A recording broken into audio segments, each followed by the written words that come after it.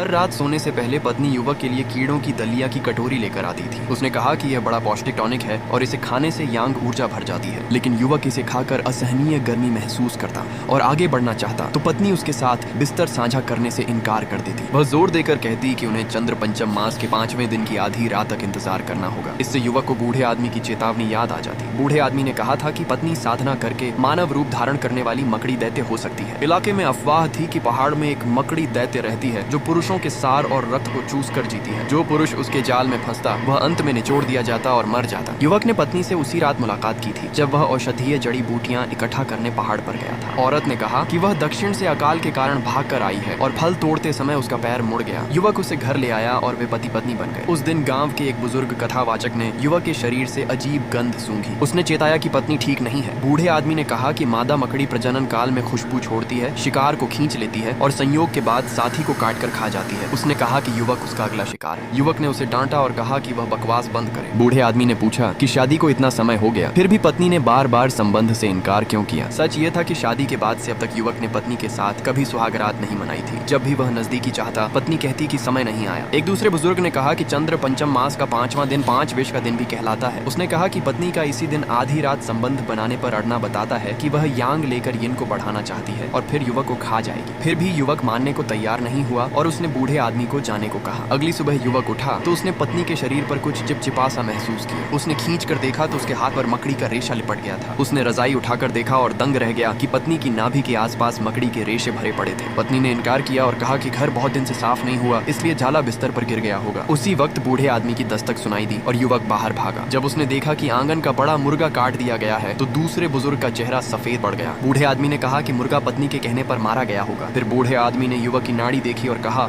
कि युवक में अचानक मौत के संकेत हैं। उसने कहा कि युवक के भीतर यांग ऊर्जा जरूरत से ज्यादा भर चुकी है और उसे निकलने का रास्ता नहीं मिल रहा। युवक ने कहा कि पत्नी उसकी परवाह करती है मगर बूढ़े आदमी ने कहा कि वह उसे ऐसे पात्र में बदल रही है जिसमें सार और रक्त भर जाए। उसने कहा कि 4 दिन बाद ड्रैगन बोट त्योहार की आधी रात को वह युवक के साथ संभोग करेगी, उसका सार और रक्त लेगी और फिर उसे खा जाएगी। बूढ़े आदमी ने असली घर की शराब निकाली और कहा कि वह पत्नी को पिला दे। उसने कहा कि अगर वह साधारण इंसान है तो कुछ नहीं होगा लेकिन अगर वह मकड़ी दैत्य है तो अपनी असली शक्ल दिखा देगी। युवक ने सोचकर पत्नी को परखने का फैसला किया। रात खाने के समय उसने पत्नी को असली घर की शराब का प्याला भर कर दिया। पत्नी ने जैसे ही पिया उसके चेहरे पर असहनीय दर्द उतर आया। फिर पत्नी ने युवक को बाहर निकाल दिया और कहा कि उसे असली घर से एलर्जी है और युवक कस्बे में जाकर वैद्य को बुला लाए। लेकिन जैसे ही युवक निकलने वाला था दूसरे बुजुर्ग कई गांव वालों को लेकर दरवाजे पर आ गया। उसने कहा कि पत्नी ने युवक को बाहर भेजा है क्योंकि वह उसे उसकी असली देह देखने से डरती है। उसने कहा कि मकड़ी दैत्य ने घर के भीतर अपना मूल रूप दिखा दिया होगा। फिर उसने गांव वालों को इशारा किया और वे जबरन अंदर घुसने लगे।